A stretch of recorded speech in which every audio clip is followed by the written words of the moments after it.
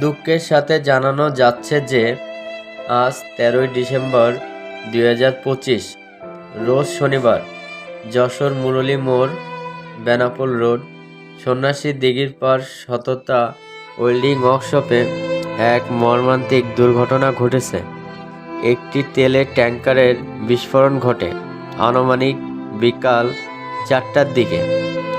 ওইখানে অবস্থারত মালিক সহ এক কর্মচারী আহত হয়েছেন, আর একজন হসপিটালে নেওয়ার পথে নিহত হয়েছেন।